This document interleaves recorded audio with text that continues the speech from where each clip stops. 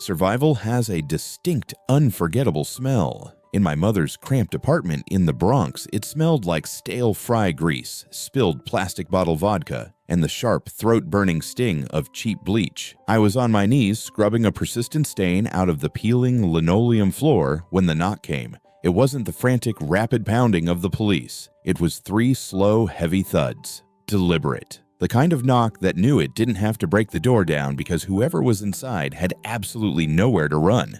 Daisy. My mother froze. The glass of vodka in her hand trembled ice clinking against the cheap plastic. She looked at me, her eyes wide and glassy, completely stripped of the manic, erratic energy she usually carried. "Get the door, Calvin," she whispered, her voice a thin, grating sound. I rinsed the yellow sponge in the bucket of murky gray water, my movements small and mechanically precise. I didn't ask questions. Questions were a luxury I had beaten out of me years ago. I stood up, ignoring the dull throb in my bruised ribs, and unlocked the deadbolt. The hallway smelled like wet wool, expensive leather, and something entirely overpowering ozone. The sharp static charge of the air right before a lightning strike mixed with the bitter edge of dark roasted coffee. The man standing in the doorway was tall, broad-shouldered, and wearing a charcoal overcoat that looked like it cost more than our entire apartment building. His dark hair was neatly swept back, catching the flickering fluorescent light of the hallway. But it was his presence that suffocated the room. Pure, concentrated alpha dominance flooded the cramped space, pressing down on my lungs until I physically couldn't pull in a full breath. Dominic Riusi. My mother choked out, collapsing into one of the rickety dining chairs. You didn't get Dominic Rossi at your door unless you were a terminal problem. He was a ghost in the New York underworld, a man who orchestrated violence with a pen stroke and left no loose ends. Behind him stood a bulkier man with a broken nose, his hands shoved deep into his pockets. Marcus. Dominic stepped inside. He didn't ask for permission. He wiped his leather dress shoes on our frayed welcome mat with meticulous care, though the mat was dirtier than his soles. You missed 4 payments, Daisy," Dominic said. His voice was a low baritone, rough around the edges, but perfectly controlled. It wasn't a threat, it was an audit. "You owe me 12 grand as of this morning." "I have 1,000. I can get the rest, I swear." Daisy sobbed an ugly, theatrical sound. Then her eyes darted to me. I saw the shift. I knew that look. It was the look of a transaction. "Take him. Clean works hard. He is an unmarked Omega. He is yours. Wipes the debt clean. Please, Mr. Rossi." The silence in the room became absolute. The only sound was the hum of the dying refrigerator. The betrayal wasn't surprising, but the sheer speed of it felt like a serrated knife slipping between my ribs. I stood by the door, wearing an oversized gray sweater that swallowed my thin frame, my hands shoved into my pockets to hide the trembling. I didn't yell, I didn't beg. I just locked my jaw and stared at the floor. Omegas at the bottom of the poverty line didn't escape. We endured until we expired. Dominic turned his head slowly. He looked at me. The dim, flickering light of the kitchen cast long shadows across his face. He stared at me in absolute silence. Then, his dark, flat eyes narrowed. It was a severe, terrifying squint, the skin around his eyes tightening as if he were trying to dissect me down to the bone. He leaned forward just a fraction of an inch, his brow furrowing into a deep, aggressive scowl. My stomach plummeted. My knees went weak, a terrifying biological mandate to submit clawing up my throat. "He is locking onto a target," my panicked brain screamed. "He is memorizing exactly where to hit." I forced myself to stay standing, biting the inside of my cheek until I tasted copper. He held that chilling, narrowed glare for what felt like an eternity. Finally, he straightened his posture, his expression returning to a cold, unreadable mask.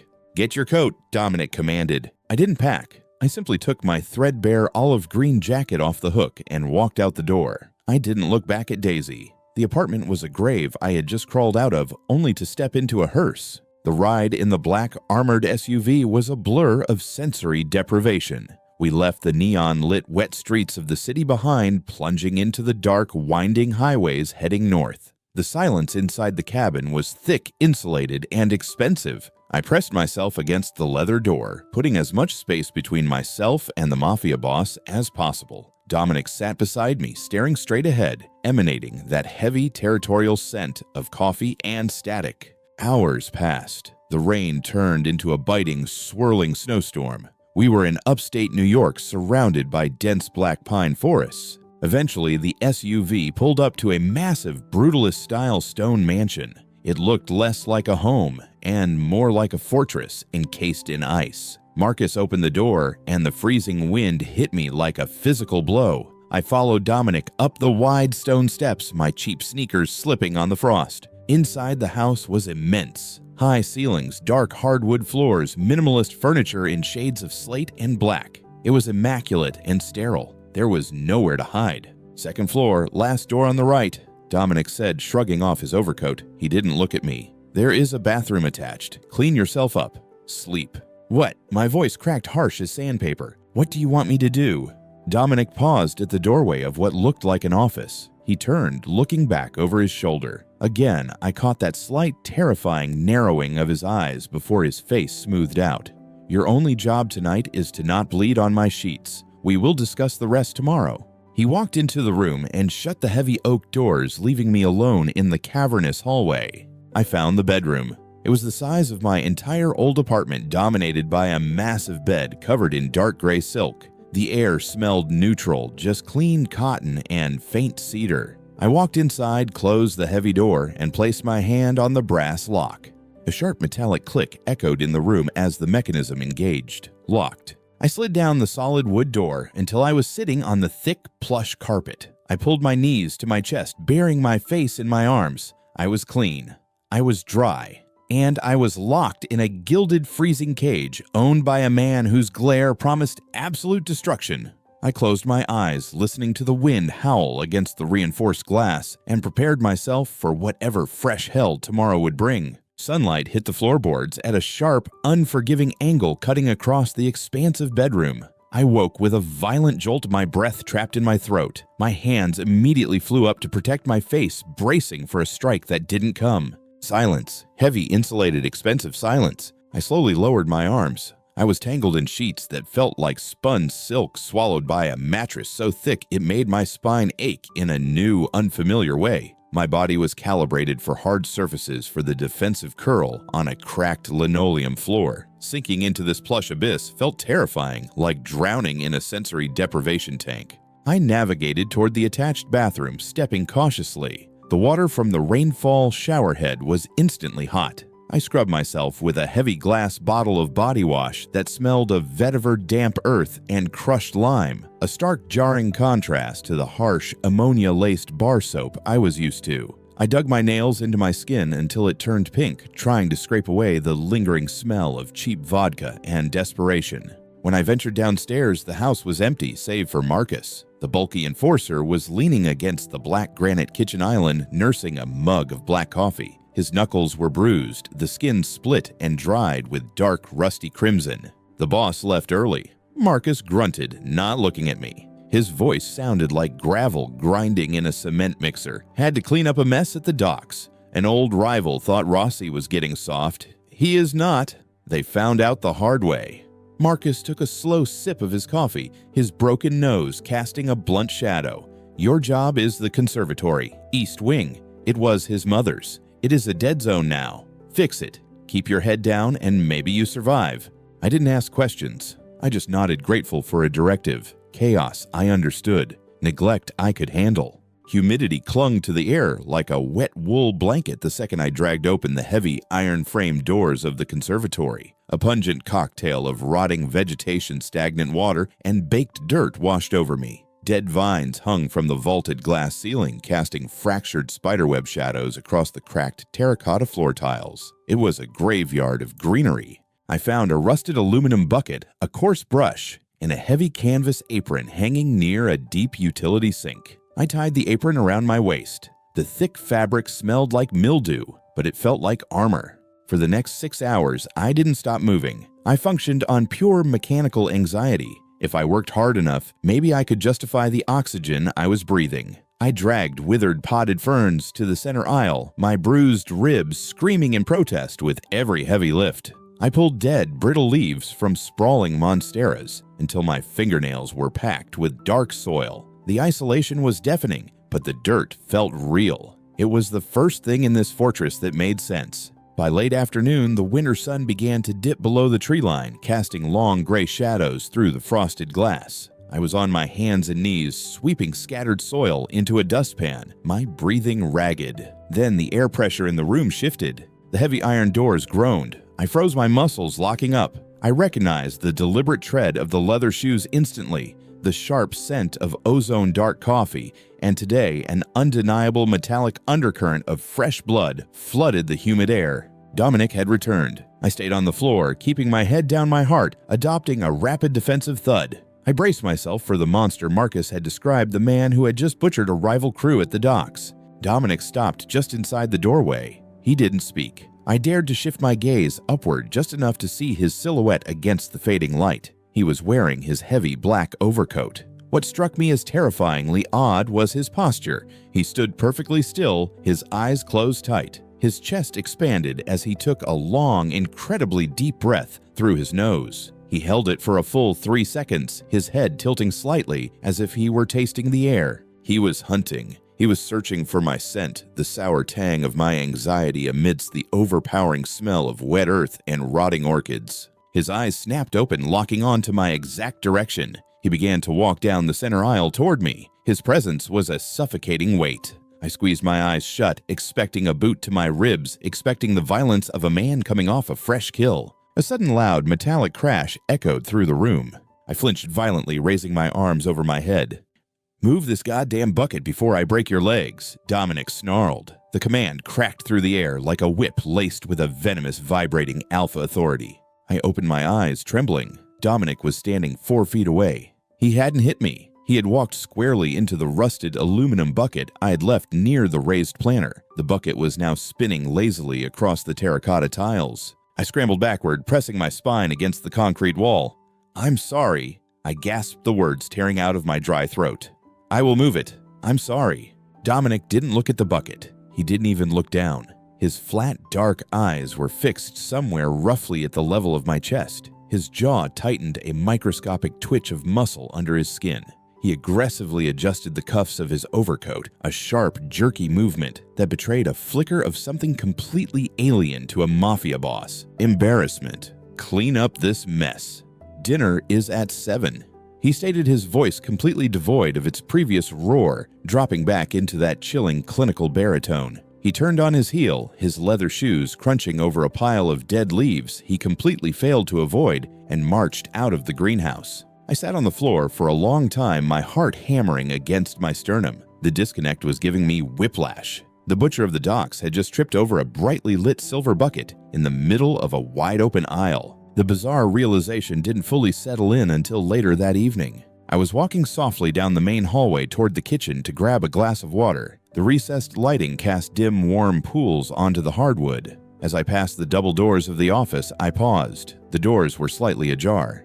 Dominic was sitting behind his massive walnut desk. The brass desk lamp was the only light in the room. He was holding a thick, heavily redacted financial ledger, examining a specific page with deep, severe concentration. The terrifying scowl was back, his dark eyes narrowed into slits as he scrutinized the numbers. He looked like a predator, analyzing the weaknesses of his next victim. I held my breath, terrified he would sense my pheromones lingering in the hall. But I couldn't look away. I stared at the man, then at his hands, then at the ledger he was holding. The paper was entirely upside down. For 3 agonizing silent seconds, the most feared man in upstate New York glared at an inverted pie chart. Then, with a heavy sigh that sounded remarkably tired, he pinched the bridge of his nose, flipped the folder right side up, and leaned closer to the paper until his nose was practically touching the ink. I slowly backed away from the door, my bare feet making no sound on the floorboards. The cold terror that had gripped my stomach since the moment he bought my life began to recede, replaced by a profound, dizzying confusion. Dominic Rossi wasn't just a monster, he was a monster who couldn't see past his own hands, and for some reason that terrified me in an entirely different way. Winter in upstate New York didn't just arrive, it laid siege. For 3 days, the sky above the estate had been the color of bruised iron, heavy and threatening. Then, on a Tuesday afternoon, the blizzard finally struck. It didn't snow so much as the atmosphere simply collapsed into a violent, blinding white wall. The The wind shrieked against the reinforced glass of the conservatory, sounding like a chorus of dying animals trying to tear their way inside. I was safe within the glass walls, surrounded by the humid, loamy breath of the orchids. The contrast between the freezing chaos outside and the tropical sanctuary inside felt fragile, a temporary illusion of control that I clung to desperately. I was kneeling on the terracotta tiles, carefully pruning a withered vine, when that illusion shattered. First, the low mechanical hum of the mansion's massive heating system stuttered. Then, with a definitive heavy mechanical thud that vibrated through the floorboards, the power died. The sudden silence was deafening, but the darkness was infinitely worse. It wasn't the dim, ambient dusk of a city night where street lamps bled through the curtains. This was a suffocating, absolute pitch black swallowed entirely by the storm outside, blocking whatever faint moonlight might have existed. My breath hitched. The pruning shears slipped from my hand, clattering loudly against the tiles. Darkness. In my mother's apartment, darkness was never just an absence of light, it was a punishment. It meant being shoved into the narrow hallway closet, the door wedged shut from the outside with a kitchen chair. It meant hours of suffocating silence, surrounded by the smell of mothballs and stale dust, waiting for her to sober up enough to remember I existed. My chest tightened instantly. The air in the greenhouse, previously warm and comforting, suddenly felt thick and unbreathable. I scrambled backward, my hands blindly swiping at the empty air until my spine hit the rough concrete edge of a raised planter. I pulled my knees tightly to my chest, burying my face in my arms. Breathe, I ordered myself, digging my fingernails into my own forearms. You aren't in the closet. You are in the greenhouse. But trauma doesn't care about geography. My lungs refused to expand. The black static of a panic attack began to roar in my ears. I was shaking uncontrollably, shivering, not just from the rapidly dropping temperature, but from the raw, visceral terror rewriting my nervous system. I knew exactly what I smelled like right now. I could smell it on myself, the sharp, sour, metallic stench of an omega in absolute paralyzing distress. It was an ugly, desperate scent, the kind that usually provoked violence or intense disgust in an alpha. I pressed my hands over my mouth, trying to muffle the pathetic broken gasps tearing out of my throat. I was alone in a massive freezing glass cage, completely blind, waiting for the cold to take me. 10 minutes passed, maybe 20. Time had ceased to exist. Then the heavy iron doors of the conservatory groaned open. The sound was impossibly loud in the dead silence. A sudden gust of freezing hallway air swept in, carrying with it a scent that instantly cut through the sour fog of my panic like a sharpened blade. Ozone, dark, bitter coffee, the electric charge of a looming thunderstorm. Dominic. My heart hammered a frantic, painful rhythm against my bruised ribs. He is going to be furious. My panicked mind raced. I am projecting distress pheromones. I am ruining the air. He is going to find me and strike me. Wait, he couldn't find me. The realization hit me through the thick haze of terror. Dominic Rossi couldn't see a silver bucket in broad daylight. In this absolute suffocating darkness, he was completely blind. The greenhouse was a treacherous obstacle course of sharp terracotta pots, low iron tables, hanging vines, and scattered gardening tools. He was going to fall. He was going to trip over a planter, get hurt, and his resulting rage would be catastrophic. Mr. Rossi, don't move. I tried to scream, but it came out as a weak, trembling croak. There are pots in the way. Be quiet, Calvin. His voice wasn't a roar. It was a low, resonant command that vibrated straight through the dark, effortlessly finding its mark in my chest. It didn't carry anger. It carried an absolute terrifying calm. I clamped my mouth shut, listening so hard my ears rang. I waited for the inevitable crash, the sound of breaking clay, the heavy thud of a massive alpha hitting the floor. It never came. Instead, I heard the soft, deliberate sliding sound of his leather shoes gliding over the tiles. He wasn't hesitating. He wasn't stumbling or dragging his feet. The footsteps were incredibly smooth measured and perfectly purposeful. He was weaving through the narrow, cluttered aisles with the lethal, silent grace of an apex predator, completely in its element. He was moving faster and more confidently than he ever did in the daylight. The scent of ozone grew stronger, thicker, pressing down on my frantic pheromones and smothering them under a heavy, grounding blanket of alpha dominance. I didn't dare breathe. I didn't make a sound. How is he doing this? The footsteps stopped. He was close. I could feel the heat radiating off his massive frame, fighting back the chill of the rapidly dying greenhouse. "You are hyperventilating," Dominic said. His voice was right above me, a dark rumble in the pitch black. I shrank back against the concrete planter, trembling violently. I still couldn't see a single thing, not a silhouette, not a shadow. Then a large, warm hand reached out of the void. It didn't fumble. It didn't grope blindly in the air. It moved with terrifying surgical precision, bypassing my defensive raised arms entirely to wrap firmly around my left wrist. I gasped, my muscles locking up, bracing for the snap of bone. But the grip wasn't crushing. It was solid, steady. An immovable anchor dropped directly into the center of my spiraling hurricane. The calloused texture of his thumb brushed right over my racing pulse point. He hadn't found me by sight. He hadn't found me by sound. He had tracked me perfectly flawlessly through a maze of hazards guided entirely by the sour scent of my terror. The darkness wasn't his weakness. Daylight was. When the visual noise and the blur of the world were stripped away, his other senses were terrifyingly absolute. "Stand up," Dominic commanded softly. "I can't see," I whispered, shame burning my throat. "I don't know where I am. I didn't ask if you could see. I told you to stand up." The hand on my wrist pulled upward, a gentle but entirely irresistible force. I uncurled my legs, my knees shaking so badly they threatened to buckle. I stood swaying slightly in the dark. Dominic's grip immediately shifted. He released my wrist and moved his hand up to the back of my neck. The impact of his broad palm against my scent gland was electric. The sheer heat of him seeped into my freezing skin, overriding my panic with a heavy biological directive to calm down. My ragged breathing hitched, then slowly, agonizingly began to synchronize with the steady, slow rhythm of his thumb stroking the base of my skull. "The backup generators are frozen. The temperature in here will drop below freezing in 20 minutes. Dominic stated, his voice a low vibration against the dark.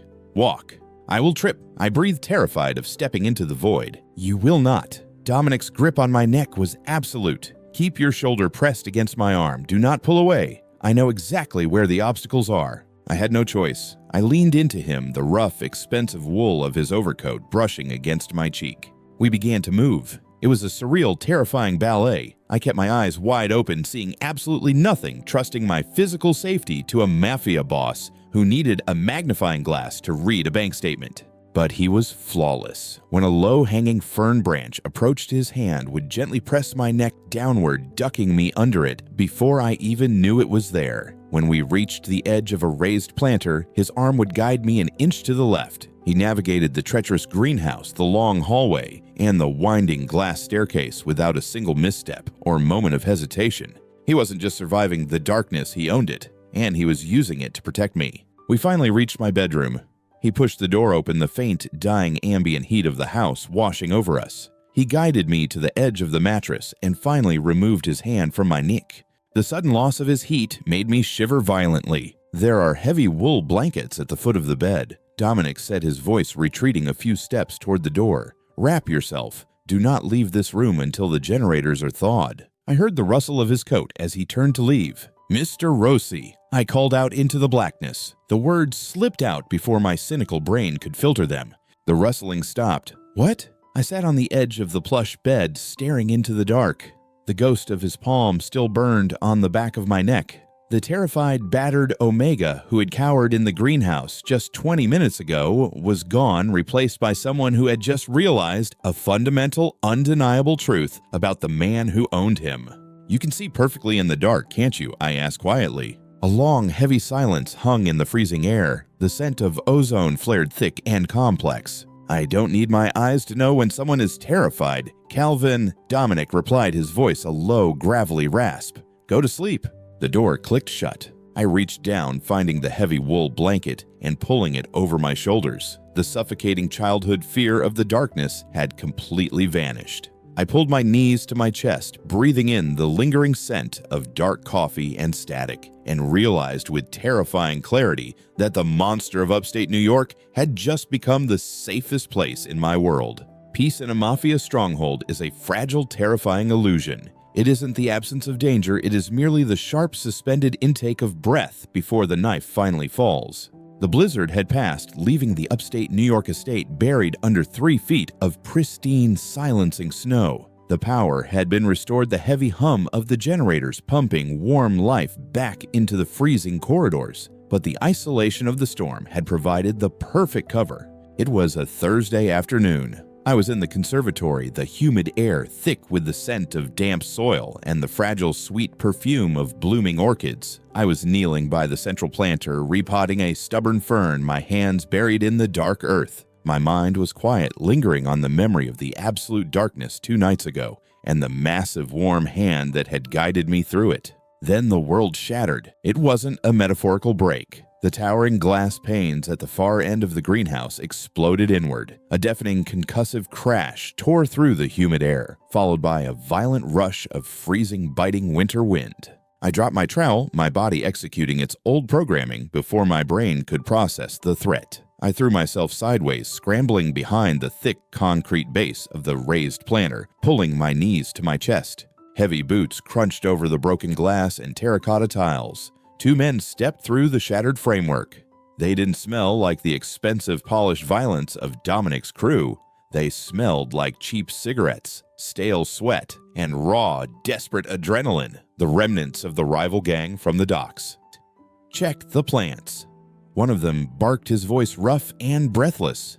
"Marcus said the boss keeps his new pet Omega in here. We take the kid, we have leverage. We walk out of this frozen hellhole alive." My blood ran cold. They weren't here to assassinate Dominic. They were here for me. I pressed my hands over my mouth, terrified my ragged breathing would give me away. The sour metallic scent of my own panic spiked, flooding the air. I squeezed my eyes shut, bracing for the inevitable. The sound of their boots grew louder, kicking aside overturned pots and tearing through the hanging vines. But they never made it to my aisle. The heavy iron doors at the entrance of the conservatory didn't open. They were violently kicked off their hinges, slamming against the stone walls with an explosive metallic clang. The sudden influx of air brought the crushing, suffocating scent of ozone and dark coffee. It was so thick, so violently aggressive, it felt like a physical weight pressing down on my lungs. Dominic hadn't just arrived, he had brought a thunderstorm with him.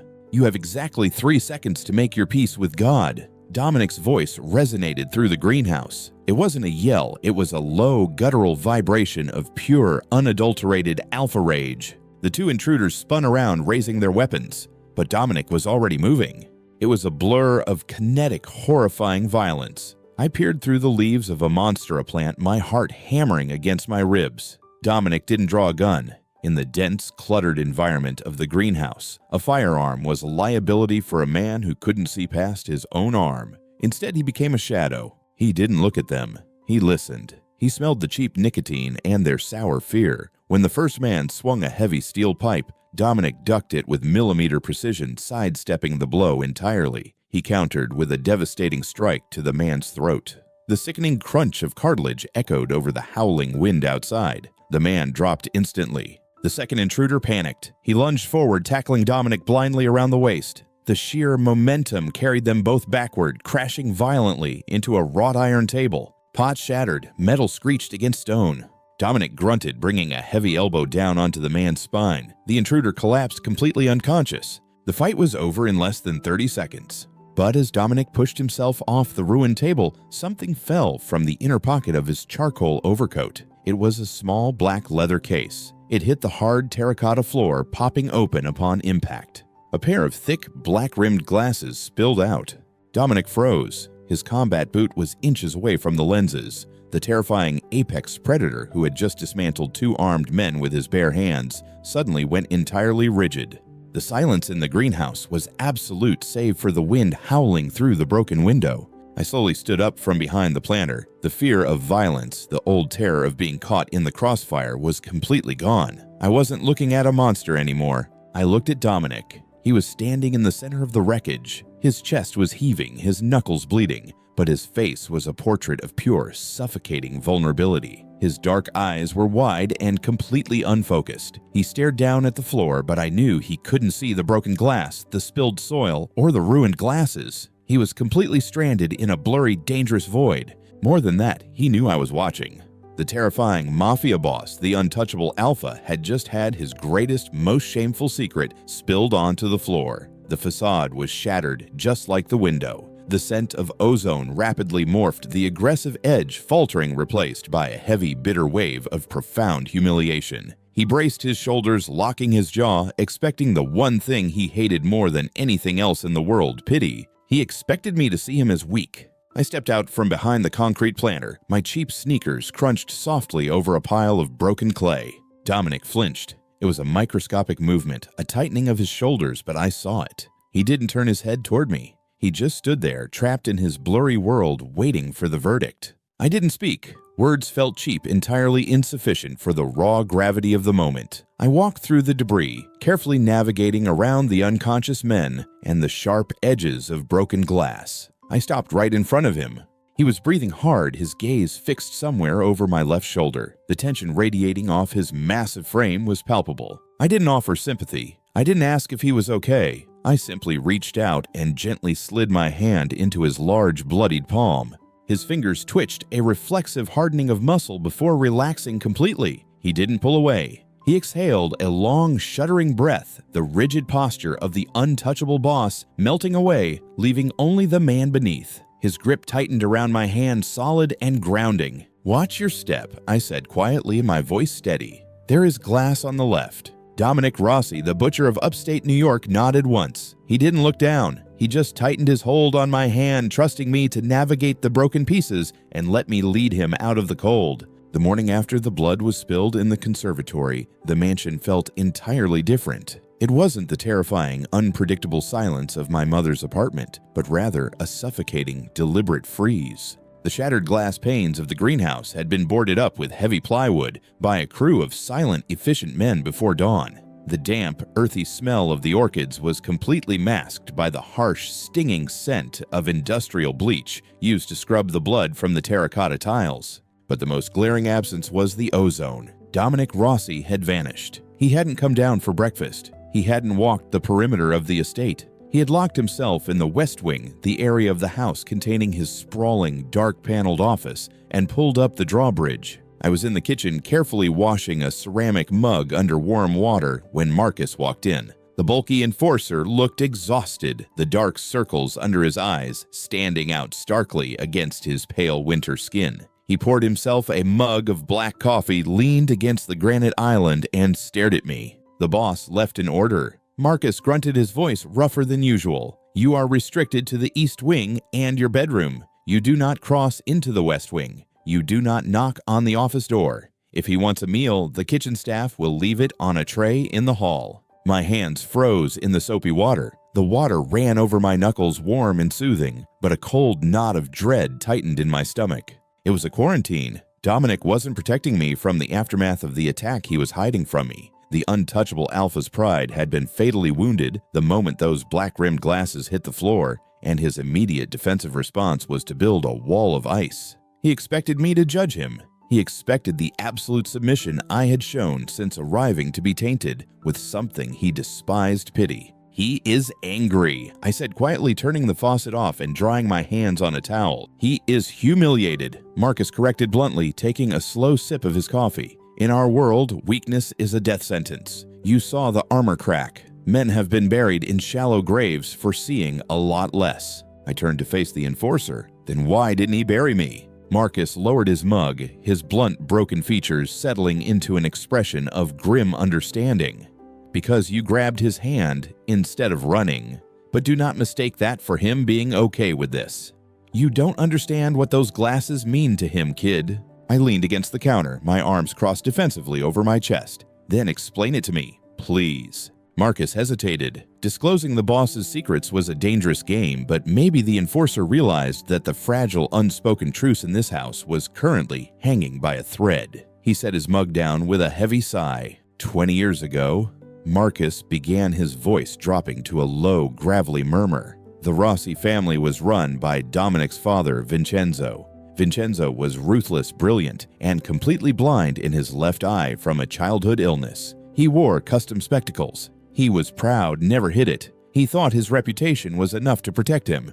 The kitchen was dead silent, the ambient hum of the refrigerator, the only background noise. I listened intently, the pieces of the puzzle slowly starting to align in my mind. There was a sit-down at a restaurant in Little Italy. Marcus continued his gaze, distant, trapped in a violent memory. A rival boss contested a shipping route. Things got heated. One of the rival's men intentionally shoved Vincenzo's bodyguard, causing a scuffle. In the chaos, somebody knocked Vincenzo's glasses off his face. They shattered on the floor. A cold chill crawled up my spine. The exact same scenario that had just played out in the conservatory. Vincenzo couldn't see the shooter draw the weapon, Marcus said flatly. He couldn't see the trajectory. He was shot 3 times in the chest. Dominic was 18. He was standing right next to him. He had to watch his father bleed out on the restaurant tiles because of a piece of broken glass.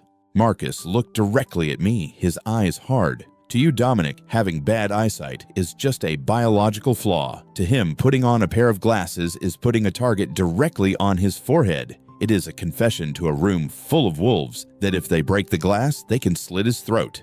That is why he navigates this house by scent memory and sound. That is why he refuses to wear them unless he is absolutely alone behind a locked door. The revelation hit me like a physical blow. The crushing weight of Dominic's paranoia, the constant exhausting hypervigilance required to pretend he could see the world perfectly. It was a survival mechanism born from absolute trauma. I knew about survival mechanisms. I knew what it was like to memorize the squeak of a floorboard to avoid a beating. I knew what it was like to hold my breath until my lungs burned just to stay invisible. I didn't feel pity for Dominic Rossi. Pity is a luxury reserved for those standing on higher ground. What I felt was a profound, aching resonance. I saw a man who had built a fortress of money violence and alpha dominance only to lock himself in the darkest room inside it.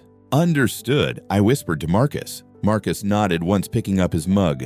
Stay out of the West Wing, Calvin. Give him time to rebuild the walls. The enforcer left the kitchen. I stood there for a long time. The logical, surviving Omega inside my brain told me to obey. Follow the rules, keep your head down, fix the orchids, and stay invisible. It was the formula that had kept me alive for 22 years. But as I stared down the long, empty hardwood corridor, I realized I was utterly exhausted by the rules of survival. I didn't want to be invisible anymore, and more importantly, I didn't want Dominic to be trapped in the dark. I didn't go to the conservatory, instead I walked upstairs. The master bedroom suite was located at the end of the second-floor landing. It wasn't technically in the West Wing, but it was Dominic's private sanctuary. The door was unlocked. I pushed it open, stepping into the massive, pristine space. It smelled heavily of his distressed pheromones, sharp ozone bitter coffee, and the cold tang of anxiety. I walked over to the heavy oak nightstand next to the king-size bed. I didn't know what I was looking for until I opened the top drawer. I stopped breathing. There, lined up with meticulous clinical precision on a velvet mat, were dozens of identical thick-rimmed black glasses. There must have been at least 20 pairs. It was a visual representation of his profound terror. He bought them in bulk, hoarding them, terrified of the moment one would break and leave him defenseless. I reached out, my fingers trembling slightly, and picked up one pair from the far right row. The frames were heavy, cold, and expensive. I closed the drawer quietly. I slipped the glasses into the deep front pocket of my oversized gray sweater. I walked back downstairs to the kitchen. My movements were no longer small and defensive. I moved with a strange, terrifying sense of purpose. I went to the massive espresso machine on the counter. I ground the dark, bitter beans, packed the portafilter, and pulled a double shot of espresso. The rich, dark scent of the coffee filled the air, cutting through the sterile smell of the bleach. I placed the ceramic cup on a small silver saucer. I picked it up. I turned and faced the long corridor leading to the West Wing, the invisible boundary line that Marcus had explicitly warned me not to cross. My bruised ribs gave a phantom twinge. My Omega instinct screamed at me to retreat, warning me that challenging an Alpha's direct command while he was humiliated and territorial was a mathematical equation that ended in violence. I took a deep breath, stepping over the threshold. The walk down the West Wing felt like walking to the gallows. The air grew colder, the scent of ozone so thick it tasted metallic on my tongue. I reached the heavy double oak doors of the office. They were shut tight. I didn't knock. Knocking was asking for permission to enter a fortress that was designed to repel invaders. Instead, I shifted the saucer to my left hand, reached out with my right, and firmly grasped the cold brass handle. I pushed the door open. The heavy oak doors of the office didn't creak. When I pushed them open, they yielded with a smooth, silent weight that felt like stepping into a vault. The room was submerged in artificial twilight. The thick velvet curtains were drawn tight against the bright winter afternoon, leaving only the dim amber glow of a single brass desk lamp. The air inside was completely unbreathable. It was choked with a suffocating bitter concentration of ozone-burnt coffee and the sharp metallic tang of an alpha in deep volatile distress. Dominic was standing behind his massive walnut desk, his back to me, staring blindly at the closed curtains. He had stripped off his suit jacket, his charcoal dress shirt unbuttoned at the collar, the sleeves rolled up to reveal the dark ink sprawling across his forearms. He looked massive, rigid, and entirely cornered. "I gave Marcus explicit instructions," Dominic said. His voice wasn't loud, but the lethal, vibrating frequency of it rattled the espresso cup against the saucer in my hands. It was the voice of a predator, warning you to step out of its striking distance. "Get out of here, Calvin." I didn't stop moving. My cheap sneakers made no sound on the thick Persian rug. My heart was hammering a frantic, violent rhythm against my ribs, a biological alarm screaming at me to submit to run to apologize. But the terrified Omega, who had scrubbed linoleum floors in the Bronx, was gone. I walked right up to the edge of the mahogany desk and set the espresso down. The ceramic clinked sharply in the quiet room. Dominic finally turned. The ambient light caught the sharp angles of his jaw. His eyes were dark flat and completely unfocused. He couldn't see my expression. He could only see my blurred silhouette, and he was relying entirely on the heavy defensive wall of his alpha presence to push me away. "Did you not hear me?" he snarled, taking a step forward, his hands planting flat on the desk. The sheer kinetic threat rolling off him was enough to make my knees weak. "I told you to stay in the East Wing. You do not cross into this room."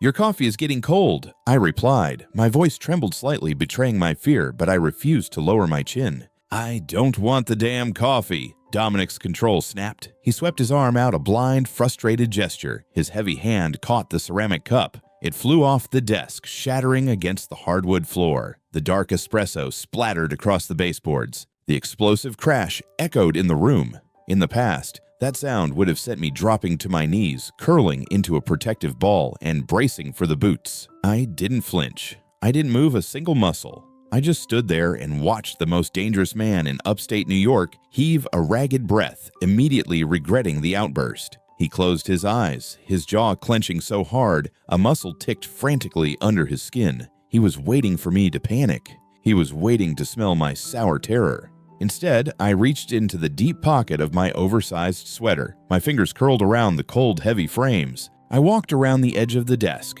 I was stepping directly into his space, breaching the final invisible perimeter he had built around himself. Dominic's eyes snapped open. He could smell my proximity. He straightened up to his full, towering height, looking down at the blur that was me. "What are you doing?" "Step back, Calvin." No, I stopped inches from his chest. The heat radiating off his body was intense. I slowly pulled my hand out of my pocket, revealing the thick, black-rimmed glasses. Dominic froze. The air left his lungs in a sharp, quiet hiss. He recognized the shape of them in my hand. The scent of ozone flared into pure, unadulterated panic. It was the ultimate violation of his fortress. I had gone into his sanctuary, opened his drawer, and brought his deepest shame out into the light. "Put those down," Dominic whispered. It wasn't a command anymore. It was a plea, laced with a raw, bleeding vulnerability that broke my heart. "You think wearing these makes you a target," I said softly, looking up at his rigid, terrified face. "You think if you put them on, I will see you as weak. You think I will pity you." "Calvin, I don't pity you, Dominic." I used his given name for the very first time. It hung in the air between us, heavy and intimate. "I know what it means to survive in the dark. I know what it costs. But you don't have to survive me." I reached up.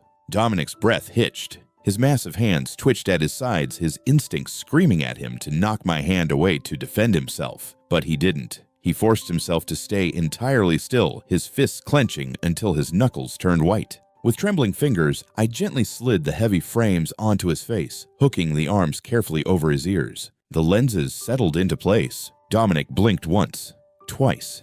The unfocused flat brown eyes suddenly sharpened, pulling the world into sudden brutal clarity. For the first time since I was thrown into the back of his armored SUV, he wasn't looking at a blurry outline of a debt. He was looking directly into my eyes. I stood my ground, letting him see every jagged edge of me. I let him see the fading yellow bruises on my collarbone, the ragged cut on my palm, and the absolute unwavering certainty in my gaze. "Look at me," I whispered, my voice thick with emotion. "Look closely. Do you see a single drop of pity in my eyes?" Dominic stared at me. His chest heaved. The terrifying Mafia boss, the untouchable ghost of the underworld, slowly crumbled. The ice in his veins melted, completely eradicated by the warmth of someone finally standing inside the walls with him. He let out a broken, shuddering exhale. His large hands came up, bypassing my shoulders entirely, and gripped my waist. With a sudden, desperate strength, he pulled me forward. He sank back into the heavy leather desk chair and dragged me down, with him pulling me directly into his lap. I gasped as I landed against his solid chest, but my arms naturally went around his broad shoulders. Dominic didn't kiss me. He didn't demand anything. He simply buried his face deeply into the crook of my neck, his nose pressing directly against my scent gland. He inhaled a long, desperate breath, drinking in my pheromones like a man who had been suffocating underwater for 20 years. His arms wrapped around my back, crushing me against him. It was a fiercely possessive hold, but it was entirely devoid of violence. It was an anchor. The world outside, Dominic murmured, his voice a gravelly vibration against my skin, muffled by my sweater. It is entirely too filthy to look at clearly. I hated seeing it. I ran my fingers slowly through his dark hair, the tension finally leaving my own body. "I know, but if it is you," Dominic whispered, his hold on me tightening until I could feel the frantic, heavy beating of his heart against mine. "If I am looking at you, I can bear to open my eyes." I rested my chin on the top of his head, closing my own eyes in the dim light of the office. The ledgers, the debts, the violence, and the fear, it all burned away, leaving nothing but the undeniable, terrifying truth that we had finally found the one thing neither of us ever thought we deserved: safety. Spring did not arrive in upstate New York with a gentle thaw. It fought a violent, muddy war against the ice until the snow finally surrendered. By late April, the sprawling estate was surrounded by a sea of deep, vibrant green pine forests, and the air had lost its razor-sharp bite. But the true resurrection had happened inside the glass walls of the East Wing. The conservatory was no longer a graveyard. It was a breathing, thriving jungle. The heavy scent of decay had been entirely eradicated, replaced by the rich, loamy fragrance of wet soil, crushed leaves, and the delicate, peppery sweetness of blooming Phalaenopsis orchids. The terracotta floors were spotless, the glass panes clear and bright, letting the warm afternoon sun spill across the aisles. I was standing at the stainless steel utility sink, washing the dark soil from beneath my fingernails. My oversized, threadbare gray sweater had been replaced by a soft, fitted cotton shirt. The bruises that had once painted my ribs and cheekbones were distant memories, completely vanished beneath skin that finally had color and warmth. I dried my hands on a clean towel and turned around, leaning my hip against the counter. I couldn't help the small, quiet smile that pulled at the corners of my mouth as I took in the scene playing out at the center of the greenhouse. Dominic Rossi, the ruthless orchestrator of the New York underworld, was sitting in a woven rattan chair tucked between two sprawling monstera plants. He had abandoned the imposing charcoal overcoat.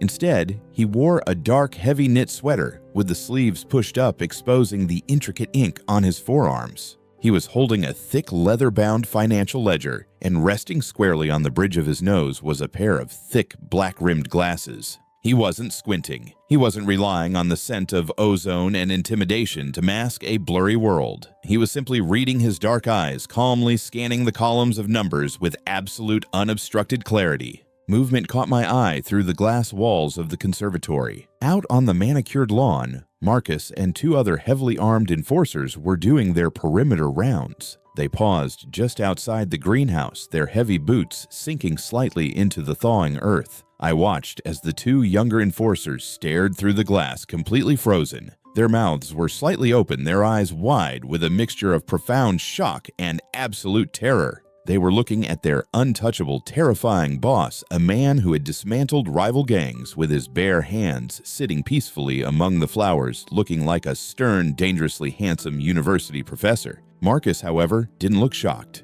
The bulky enforcer caught my eye through the glass. He gave a slow, deliberate nod, a silent acknowledgement of a miracle he never thought he would live to see, before aggressively shoving the two younger men forward, barking at them to keep moving and mind their own business. I chuckled softly, the sound carrying easily in the quiet, humid air. Dominic didn't look up from his ledger, but his head tilted slightly, tuning into the sound. The heavy, territorial scent of his alpha pheromones drifted through the greenhouse, but there was no edge to it anymore. It was just ozone and dark coffee, a warm, protective blanket that settled comfortably over my shoulders. If Marcus doesn't teach those new recruits to stop staring at the glass, Dominic murmured, his deep baritone rumbling effortlessly across the room, I am going to reassign them to the shipping docks.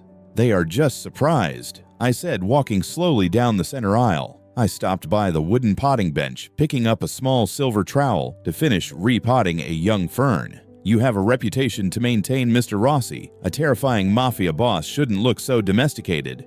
Dominic finally looked up.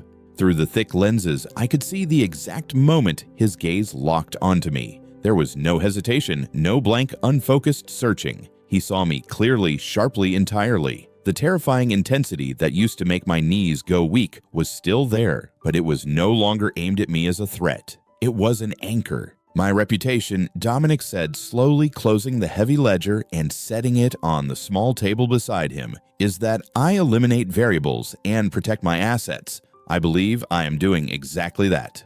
By reading last quarter's tax reports in a greenhouse, I teased gently. By keeping an eye on the only thing in this world I actually care to see, he corrected. His voice dropped an octave smooth and laden with a heavy, unspoken devotion that still managed to make my breath hitch. I felt a flush of heat rise to my cheeks. I turned my attention quickly back to the fern, my hands suddenly clumsy. I had spent 22 years believing that survival was a mathematical equation of enduring pain until you expired. I had believed that omegas like me were born to be collateral damage, sold to settle debts on sticky linoleum floors. But standing here, surrounded by life I had cultivated with my own hands, I realized that true strength wasn't about building impenetrable walls. Strength was the terrifying courage it took to put on a pair of glasses in a room full of sharp edges. Vulnerability didn't diminish a person, it simply created a perfect hollow space for someone worthy to step inside and fill it. Lost in my thoughts, my grip on the silver trowel slipped. It tumbled off the edge of the potting bench, clattering toward the hard terracotta floor. I instantly dropped my shoulders, a brief phantom echo of my old programming, causing me to flinch as I reached down to grab it. But I didn't reach it first. Dominic had moved with terrifying fluid speed. Before the trowel could even hit the ground, his large scarred hand shot out, catching the metal handle mid-air with flawless pinpoint precision. He didn't drop to his knees. He didn't scramble in the dark. He had seen it fall, tracked its trajectory perfectly, and caught it. He stood up, towering over me in the narrow aisle. The heat radiating off his chest was immense. He held the silver trowel out to me. I looked past the tool up into his face. Behind the thick black frames, the corners of Dominic's eyes crinkled. It was a microscopic shift, a softening of the harsh lines of his face, but it was unmistakable. He was smiling. I reached out my fingers, brushing against his warm, calloused knuckles as I took the trowel. I didn't pull my hand back. Instead, I stepped forward, closing the remaining distance between us, and rested my forehead gently against the center of his chest. Dominic's arms immediately wrapped around my shoulders, heavy and secure, pulling me flush against him. He pressed a kiss into my hair, inhaling a deep, grounding breath of my scent. The world outside this glass sanctuary was still cold, violent, and unforgiving. The ledgers would always need balancing, and the shadows would always hide threats. But as I closed my eyes, listening to the steady, powerful rhythm of Dominic's heart, I knew I would never be afraid of the dark again. Because this time, neither of us was navigating it alone.